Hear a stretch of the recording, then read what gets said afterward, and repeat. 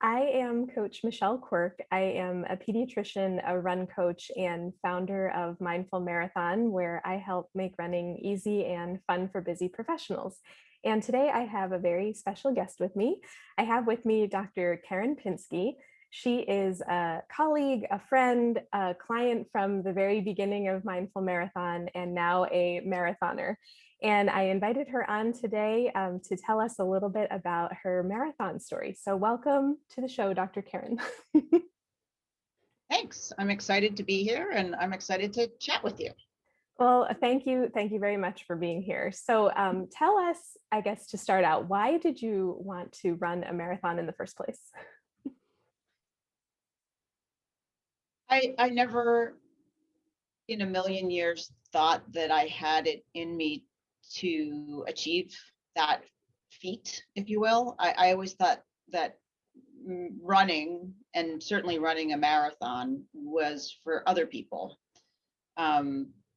People with more time, people with longer legs, people with more athletic aptitude, stamina. If I'm really being honest, skinnier, taller people than me. And I just didn't think that I was able or suited to it. Okay. And I think that probably leads into this, but some of those are hangups that you had going into it. Yes. But you were very determined. I mean, you were going to run this marathon last year, and then it got canceled because of COVID. Right. It's interesting because as it turns out, with your coaching, the actual running of the marathon was really the least challenging part of all of this. It was, I had committed to it sort of mentally, and I did it for a lot of different reasons, but largely to overcome and dispel some of those hangups. So you hit the nail on the head there. I also wanted to focus more on what I could do through exercise and exertion and enjoying being outside, enjoying pushing myself to new limits without focusing on doing that activity to achieve a specific, size or a specific look or fitting into a particular pair of jeans or something. I wanted it to be about what I could do and not what I looked like. And exercise for me, not for weight loss. And so exercise for my health. And so for me, it was really a journey. And I think that having that commitment that I made to myself of doing it, and then having COVID entirely blow the plan up, almost made it twice as sweet, because it wasn't this sort of fly by night impulsive thing. Because it requires so much commitment and time and dedication. And in this case, it required a lot of patience because it got delayed by at least a year. It really became sort of less of a specific goal and more of sort of an incremental journey, which I really have ultimately enjoyed quite a bit more than I think I would have if it had just been sort of a moment in time exercise in achieving a specific goal. It's really become more of a lifestyle change or a psychological and mental positioning change in terms of how I view things. Does that make any sense? Yeah.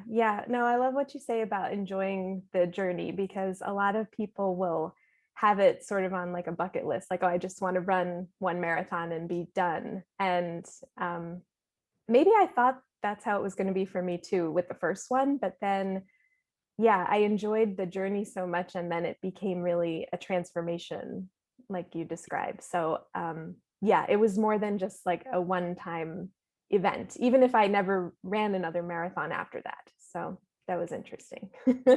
Right. I mean, I'm very proud of that achievement. Yes. That achievement. Don't get me wrong. I Yes. was very excited to put the magnet on the back of my car that said 26.2. And I have waited a long time to do that. So I'm proud of the achievement. There's no doubt about it. But I'm prouder of the fact that I was able to train. I was able to train through COVID, that I was able to do what you taught me to do, which is schedule my runs like I schedule other things in my life, like I schedule parent-teacher conferences, like I schedule meetings at work, like I schedule vacations or time with my parents. It became sort of a pillar of the things that I planned into my life, as opposed to being I gotta squeeze it in, I gotta fit it in, jam it in somewhere. It became something that I did as a matter of routine. And it was a very balancing and equilibrating experience to get there. Yeah. Was there anything about the training that surprised you, like compared to training for like a half marathon, for example? Well, how much of the training one spent on easy runs? I struggled with the easy runs a lot. I tend to be a very type A person, and the idea of intentionally running slowly was very difficult for me to accept.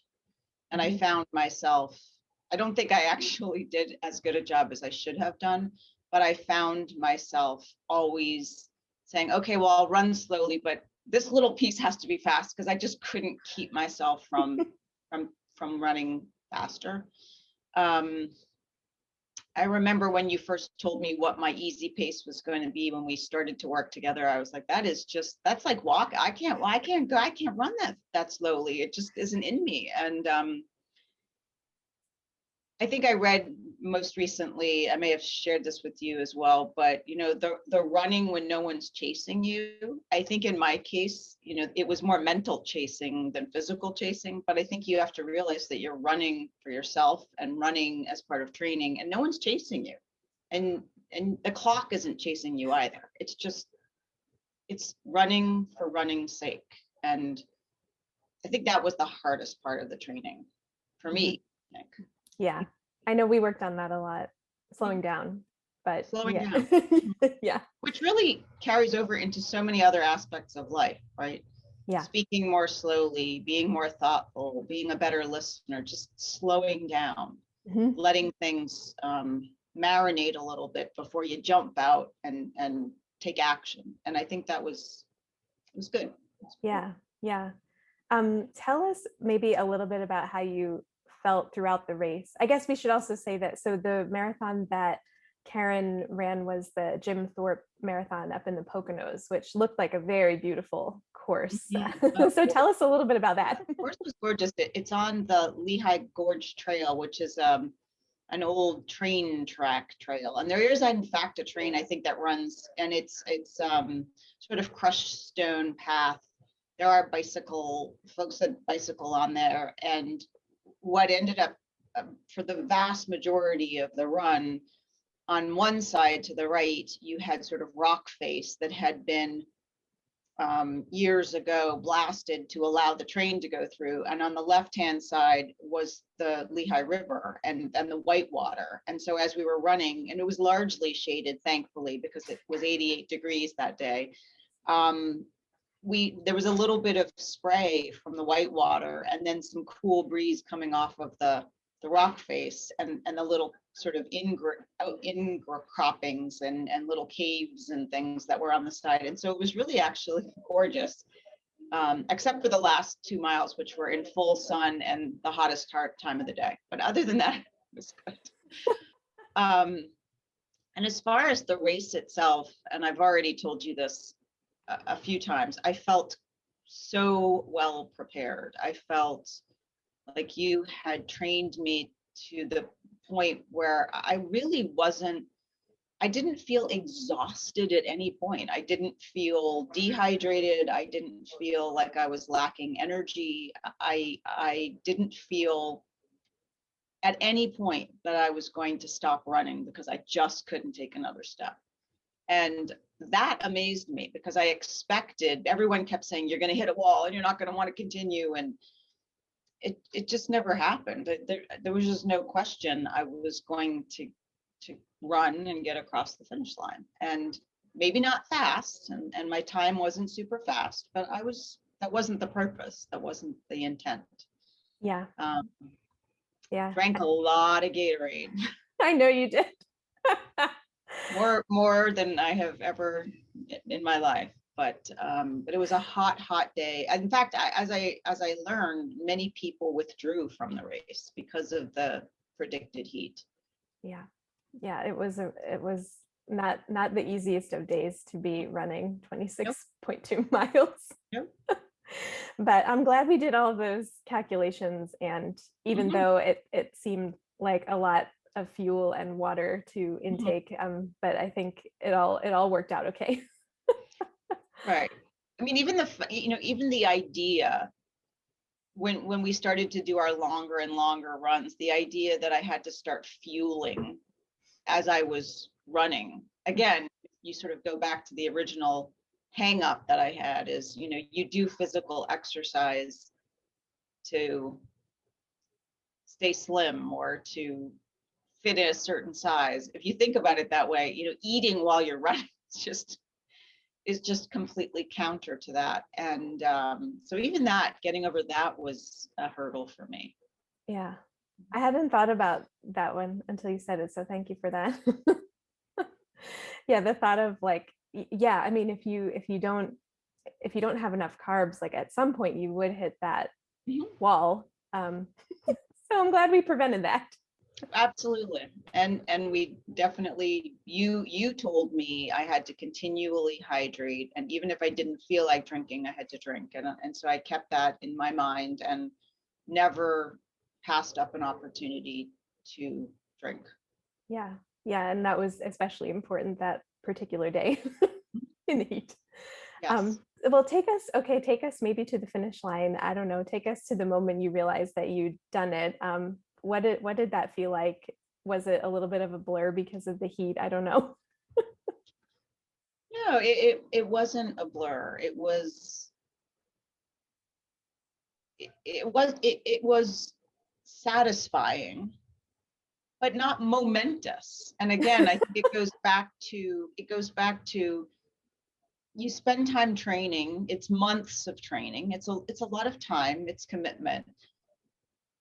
But there are so many benefits from the actual act of getting to the race, getting to the starting line, that the finishing feels like the icing on the cake, but it's not the cake, because you realize that the cake is really the getting to the starting line, right? Getting to the starting line is, honestly, this is going to sound weird, getting to the starting line felt more momentous than crossing the finish line. Wow. Yes. I love that. Just the fact that I was at the starting line of a marathon, a full marathon, was more momentous for me. Yeah. What did you find as far as the coaching, what was the most valuable aspect? I think for the race day, it was the hydration, nutrition, pacing. That was for the race day. But in terms of the training, I would say the flexibility. I would say, again, I'm pretty type A, and you would make me my training plan. And if I so much as, when I started, if I so much as, ran one training run that was 0.1 miles less than I had intended, I would, potentially say, oh, well, then the next day I've got to run 0.1 miles more. And you taught me, I had a couple of smaller kind of injuries. I wrenched my back a little bit in the middle of the training period, and you adjusted the schedule multiple times and the training pace multiple times to accommodate whether it was that I had a busy week on service and I couldn't run that weekend, or my back was a little sore. So the flexibility to be able to continue to train even when faced with little obstacles and adversity. To me, again, conceptually, that was a new thing Yeah. because I always thought it had to be rigid, right? You had to do these certain things. But because you're running and you're largely running on your own and you're largely running when you're scheduled to run, you've scheduled yourself to run, there's some flexibility, and that was really nice. Yeah, I definitely, when I started following training plans, I'd very much have to like check off the box. And if I didn't, Mhm. make the exact mileage in the exact time on the exact day, like that was definitely like, oh, okay, I failed at this run, which has, yeah, the flexibility there and getting away from some of that like black and white all or none mentality. Even missing a week of training in months of training is really not going to affect your race day performance, but it's hard to accept that in the moment. In the moment, it's hard. And I think when you and I were running one day together, I mentioned something about the fact that I used to sort of feel like I was held hostage by the run. Like the run was sort of dictating to me, and it got to the point where I was like, no, I'm running. It's my run. It's not the plan's run. And so there might have been times when you said, oh, you need to do strides or you need to do a particular pace. I'm like, well, you know what? I'm going to go a little slower this pace, a little faster that pace. I pestered you a lot because my training runs tended to be either very hilly, close to home, or very flat when I was at the beach. And the paces are very hard to modulate and meter when you're. And so I would often have a different type of training when I was on hills than I was when I was flat. And again, at first I was like, no, no, no, I have to do the exact same pace, but it's like, that's not really realistic. I mean, I'm going up and down hills in one and I'm going straight in another. There's wind behind me in one and wind in front of me in another. And so I stopped really feeling like I was being held hostage by the training plan and more just following my body and the intent of the run. It was the intent. What am I trying to achieve with this particular training run, as opposed to what is written on the piece of paper? Yeah, yeah. The flexibility there too is a huge mindset Yeah, shift. it That's is. great. That's great. Okay, so now for somebody who's listening and they're thinking that maybe they want to do a marathon, but it seems like a very, far-fetched goal or just seems kind of impossible. What advice would you give to them as a marathoner now? Well, it's possible. I would say you're not going to be any younger next year than you are this year, so you might as well do it now. Not, I would say I wish honestly I had done it 20 years ago. Mhm. What other advice would I give? Believe in the process. You said a couple of times the haze in the barn, when we got closer and closer to the race and I felt uncomfortable that I was running less. You said the haze in the barn, you already put in the work, you can do this. Your training plan didn't necessarily have me running a full 26 miles in a row before the race, and that intimidated me a little bit. We talked about that. So I would guess I would tell people that training for a 26-mile run doesn't mean you have to run 26 miles repeatedly while you're training. It's really more incremental. And so that was something that helped me be less intimidated. Uh, Yeah, I yeah. don't know, just No, that's great. there's no I love failure, it. really. There's just potential. I mean, what's the worst that happens? You walk, you get to a certain place and then you walk. Okay, so that you're still going to cross the finish line. Yep. Just believing in yourself, just believing that you could actually do it. I Mhm. just never thought I could do it. It was for other people. Running marathons was for other people. For me as well. Yep. I know. This is great. Well, thank you. Thank you for your time and thank you for sharing your story. I think it will be very inspiring to a lot of people, and to Hope people so. who maybe aren't even, maybe they're not runners now, but maybe they've had it on their list for a while to maybe do a marathon. So hopefully we inspire some new people to the sport and to try the distance, because it really is, it's a transformation that you go through through the training and maybe just getting to the start line. So I Yep. can The first appreciate race I ever ran was a 10K that. Mhm. 2 years ago in May. So, yep. So it was 2 years in the making, but I am not a runner. I did not grow up running. Running was not my sport. So if I can do it, I am quite confident that anybody can do it. Me too. Me Mhm. too. We Yep. have similar backgrounds. I was not always a runner either. Well, thank you so much, Dr. Karen, for your time. And if anyone is interested in a coaching program, please reach out. I will leave my link here below. Check out the website. It's mindful-marathon.com. All right, and we will see you next time.